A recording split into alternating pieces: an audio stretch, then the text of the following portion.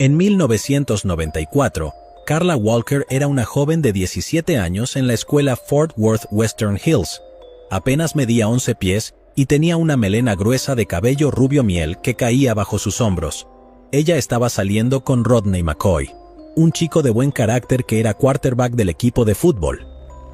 Rodney y Karla hablaron de inscribirse juntos en la Universidad Tecnológica de Texas.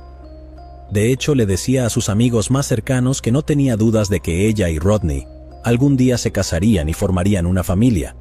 La noche del 16 de febrero, Rodney llegó a la casa de los Walker en Benbrook, en el lejano oeste de Fort Worth, para llevar a Karla al baile de San Valentín de la escuela. Alrededor de las 11:30 de la noche, Rodney invitó a otra pareja a navegar por Camp Bowie Boulevard y el círculo de tráfico de Benbrook con él y Karla. Pararon en un par de sitios para adolescentes, Mr. Quick Hamburgers y Taco Bell. Más tarde, después de dejar a los otros, Rodney y Karla condujeron a una bolera cercana, Brunswick Ridley Bowl, para que Karla pudiera usar el baño. Poco después de que Karla subiera al auto, la puerta del pasajero se abrió. Rodney vio a un hombre alto con pelo castaño corto. Este comenzó a golpear a Rodney en la cabeza con la culata de una pistola. En algún momento, el cargador del arma se desprendió y cayó al estacionamiento. El hombre agarró aprisionando a Karla. Rodney, apenas consciente, le oyó decir: «¿Vienes conmigo, verdad, cariño?» «Rodney, ve a buscar a mi padre», vociferó Karla. «Ve a buscar a mi padre». Rodney llegó al asiento del conductor alrededor de la 1 de la mañana. Aceleró a la casa de los Walker, que estaba a menos de 1 milla de distancia, y condujo sobre la acera hacia el césped delantero hasta que frenó. Los padres de Karla, Leighton y Doris, todavía estaban despiertos, jugando al dominó en el comedor con sus familiares. El hermano pequeño de Karla, Jim, que tenía 12 años, y su hermana mayor, Cindy, que tenía 18, estaban en la sala de estar viendo la televisión. Oyeron a alguien golpeando la puerta principal y se quedaron atónitos al ver a Rodney goteando sangre por su cara. Él estaba muy desesperado. «Señor Walker, la tienen», gritó. «Van a hacerle mucho daño». Leighton, un teniente coronel retirado de la Fuerza Aérea, agarró su pistola y corrió a la bolera. Doris marcó al operador en el teléfono rotativo de la familia y pidió ser atendida por la policía. Buscando en el estacionamiento, encontraron el bolso de Karla junto con el cargador que había sido expulsado del arma del agresor. Otros policías condujeron las calles circundantes en coches patrulla, buscando cualquier señal de Karla. Después de la salida del sol, más personas se unieron a la casa. Mirando a través de binoculares, unos pocos rodearon la ciudad en helicópteros. Cuando las clases se reanudaron el lunes por la mañana, los detectives visitaron Western Hills High. Estudiaron las hojas de contacto de las fotos tomadas en el baile, en busca de cualquier persona que pareciera fuera de lugar. Hasta detuvieron a niños en los pasillos, preguntando si conocían a alguien que quisiera lastimar a Karla. Pero el 20 de febrero, 4 días después de la desaparición de la joven, 2 de los oficiales asignados para buscarla estaban conduciendo a lo largo de una carretera remota de 2 carriles cerca de Benbrook Lake, a unas 5 millas al suroeste de la bolera. Vieron una alcantarilla peculiar, en concreto, un túnel de hormigón construido para permitir que el agua fluyera por debajo de la carretera, por lo que se detuvieron para mirar dentro. Fue entonces cuando observaron a una joven acostada boca arriba, con la cara y el cuello cubiertos de arañazos y contusiones profundas. Se trataba de Karla. Parecía que había sido brutalmente estrangulada. Debido a que no había marcas de ligaduras alrededor de su cuello, los investigadores creían que el asesino la había estrangulado usando sus manos. Imagínense, la noticia del asesinato de Karla cubrió casi toda la portada del Star Telegram. Su funeral, que tuvo lugar en la Iglesia de Cristo de Western Hills, contó con la presencia de más de 1,250 dolientes, mucho más de lo que el pequeño santuario podía albergar. Los oficiales de Fort Worth formaron un grupo de detectives de los departamentos de policía del área. Pero el grupo no tenía mucho que investigar. No se habían identificado huellas dactilares en el cuerpo o la ropa de Karla. La sangre en su vestido provenía de las heridas en la cabeza de Rodney. Se habían encontrado rastros de fluido corporal, pero la tecnología aún no existía para identificar a una persona a partir de su ADN. En esa época, no había cámaras de vigilancia en los estacionamientos, ni lectores de matrículas en los lados de las carreteras. El grupo estableció una línea telefónica abierta las 24 horas del día. En la jefatura de policía del centro, los oficiales se sentaron detrás de escritorios de metal bebiendo café tibio y escuchando a los ciudadanos pasar los nombres de los hombres que creían que habían matado a Carla. Los detectives fueron informados por varias personas que llamaban que Carla había sido asesinada por un par de traficantes de marihuana, por un trabajador de carnaval en el Fort Worth Stock Show de rodeo y por un joven tranquilo que a menudo jugaba bolos solo en el callejón donde Carla fue secuestrada. También escucharon historias sobre un chico que supuestamente se había metido en una discusión con Rodney en Mr. Quick Hamburgers la noche antes del baile. Los detectives también contrataron a un hipnotizador para tratar de sacar más detalles de Rodney, quien sufrió una lesión en la cabeza durante el incidente. Pero el recuerdo más significativo que logró recordar fue que el secuestrador de Carla había estado usando un sombrero de vaquero marrón o café. Cuando el hipnotizador chasqueó los dedos y Rodney despertó, el niño se echó a llorar. Estaba destrozado por dentro, atormentado porque no pudo salvar a su novia.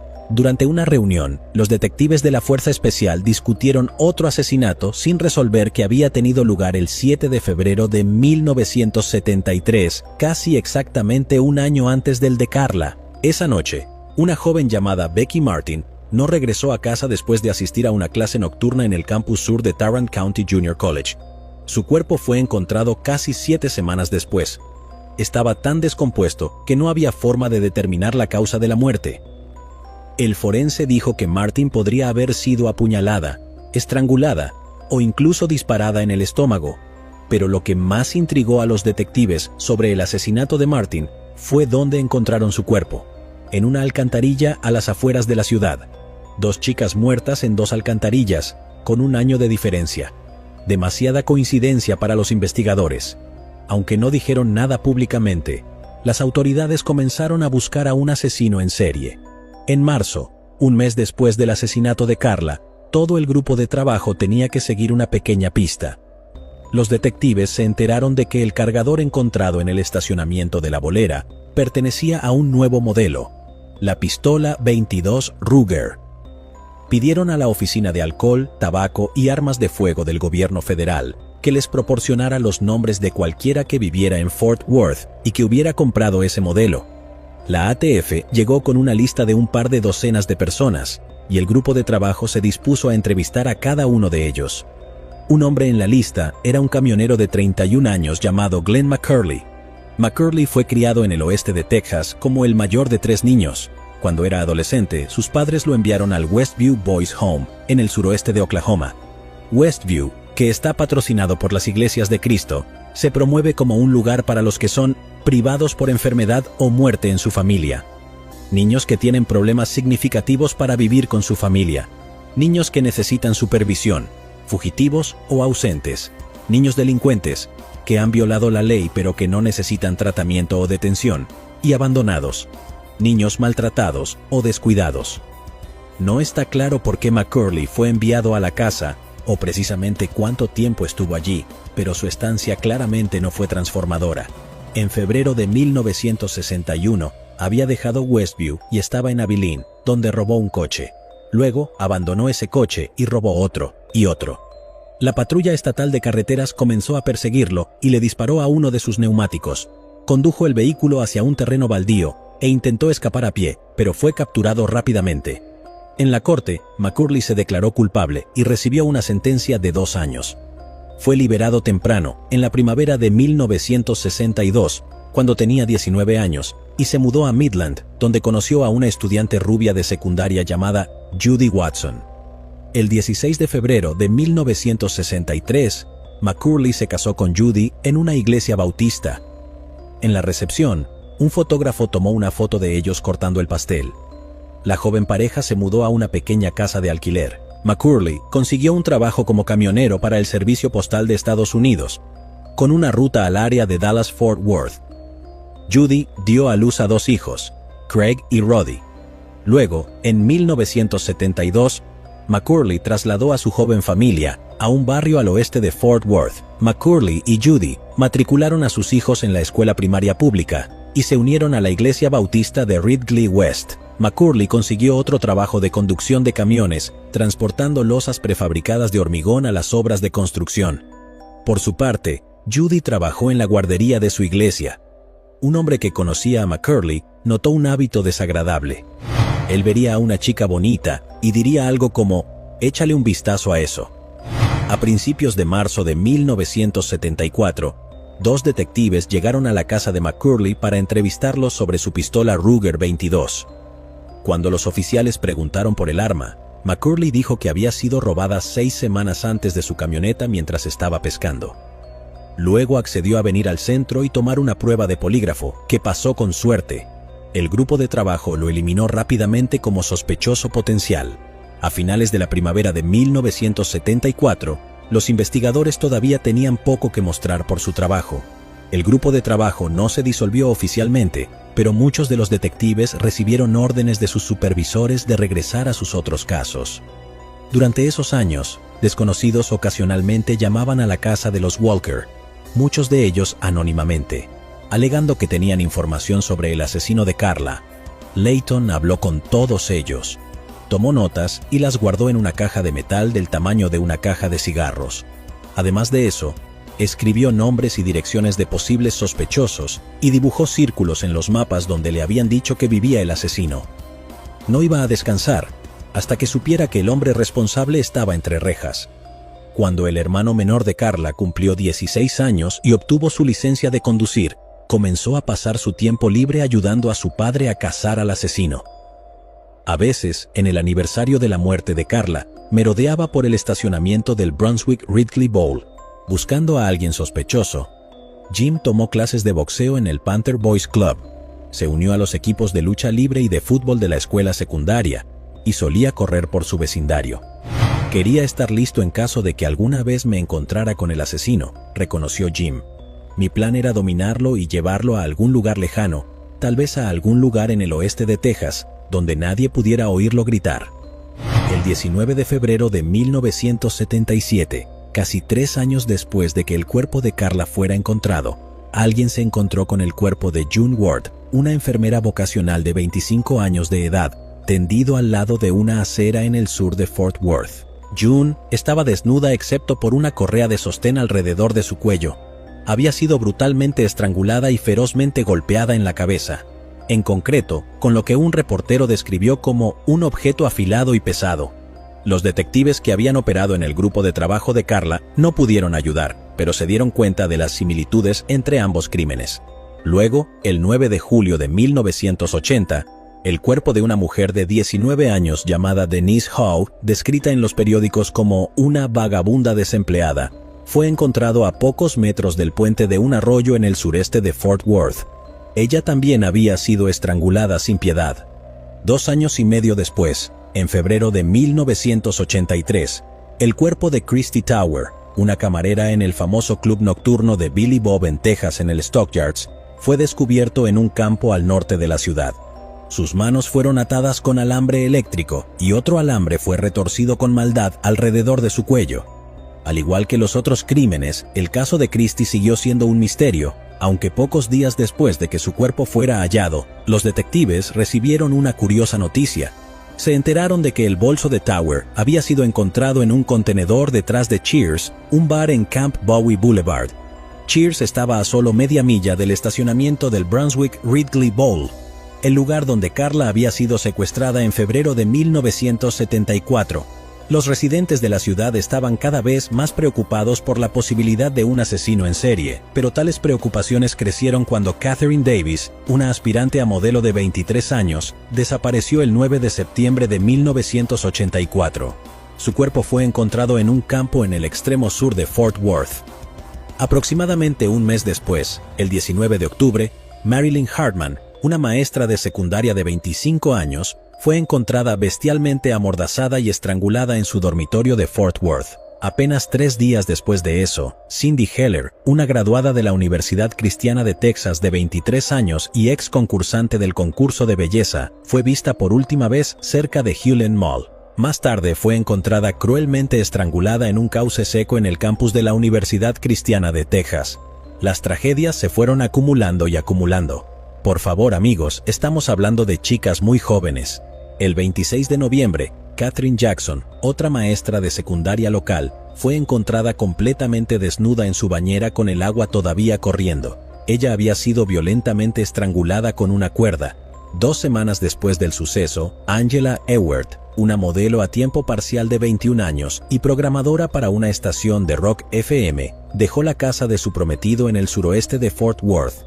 Al día siguiente, su coche fue encontrado abandonado por una carretera en la parte sur de la ciudad, y sus restos descompuestos fueron descubiertos en un campo al norte de Fort Worth. Por si fuera poco, la noche del 22 de diciembre, pocos días antes de Navidad, Regina Grover, de 21 años de edad, fue vista con su novio saliendo del Keg, un restaurante en Camp Bowie. Fue encontrada al día siguiente, estrangulada y ahogada profundamente en un arroyo bajo un puente en el norte de Fort Worth. Su novio, que fue encontrado en su cama en su apartamento, fue apaleado fatalmente. Las mujeres de Fort Worth, especialmente las que vivían en la parte suroeste de la ciudad, estaban en completo pánico. Los medios locales informaron sobre las ventas de armas y gas. Cuando el Departamento de Policía ofreció un seminario gratuito sobre autodefensa, asistieron más de 3,000 mujeres. El Departamento de Policía formó otro grupo de trabajo.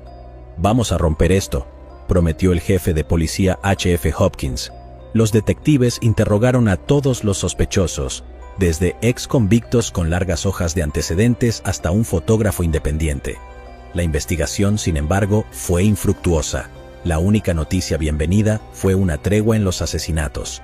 El asesino, si era un asesino, parecía haberse retirado.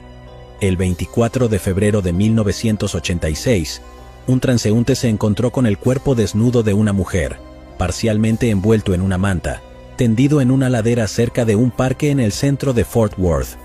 Por supuesto, ella había sido violentamente estrangulada, pero la policía no pudo identificarla por los medios habituales, huellas dactilares o registros dentales. Tampoco recibieron ningún informe sobre una mujer desaparecida que pudiera haber proporcionado una pista. Pasó otro año, y luego otro, y esta vez realmente parecía como si el asesino se hubiera retirado para siempre, pero el hermano menor de Karla Walker, Jim Walker, no se había rendido.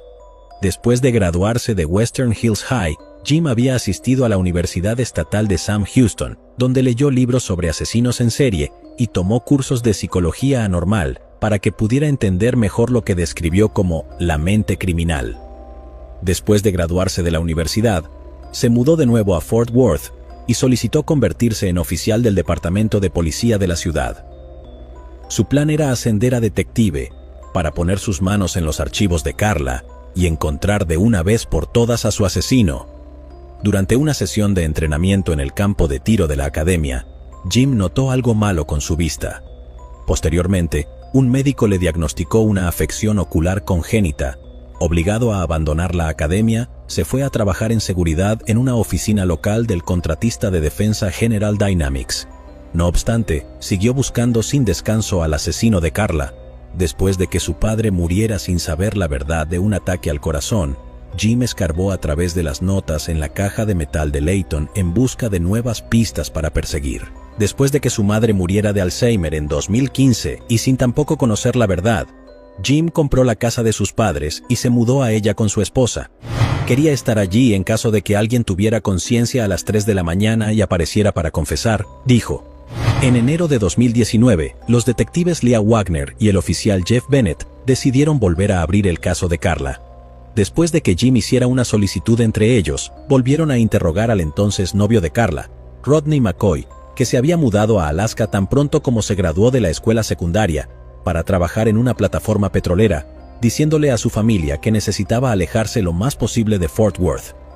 Regresó a Texas y vivía cerca de Austin cuando Wagner y Bennett lo alcanzaron.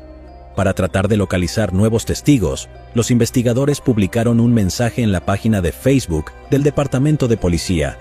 Recibieron un par de docenas de respuestas, incluyendo una de una mujer que afirmó que su exmarido había crecido en el mismo barrio que Karla y había guardado un alijo de artículos de prensa sobre su caso que ocasionalmente releía.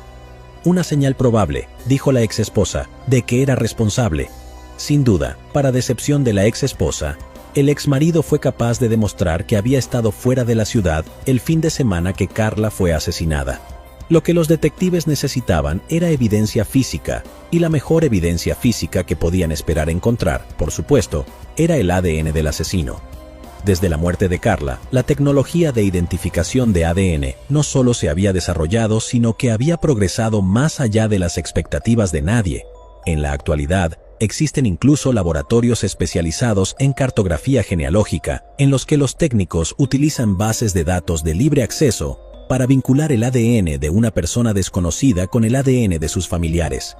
Afortunadamente para Wagner y Bennett, el vestido de Karla y otra ropa que había usado la noche de su asesinato habían sido cuidadosamente empacados en bolsas de papel en el laboratorio de pruebas del Departamento de Policía, lo que significaba que había una posibilidad de que los técnicos aún pudieran encontrar una muestra utilizable de ADN. Después de todos estos años, sin embargo, no había forma de saber si el ADN se había degradado, lo que impediría a los técnicos compilar un perfil genético completo del hombre responsable. Es más, la realización de pruebas de ADN en la ropa de Karla pudo costar al Departamento de Policía de Fort Worth alrededor de $20,000, dinero que era más probable se dirigiera hacia los casos activos. Wagner y Bennett estaban decididos a encontrar al menos una buena pista, pero sabían que las probabilidades estaban en su contra. Luego, su investigación tomó un giro impredecible. Vincent Strange era un técnico aeroespacial de Fort Worth de 40 años y aficionado a true crime. En 2017, quiso crear un podcast sobre asesinatos sin resolver en Texas. Su primera historia iba a ser sobre Karla Walker, cuyo asesinato había leído mientras husmeaba en Internet. Entrevistó a Jim y Cindy y a un par de amigos de Karla. Una persona que lo escuchó fue Diane Kuykendall. Diane había ido a la escuela secundaria con Karla.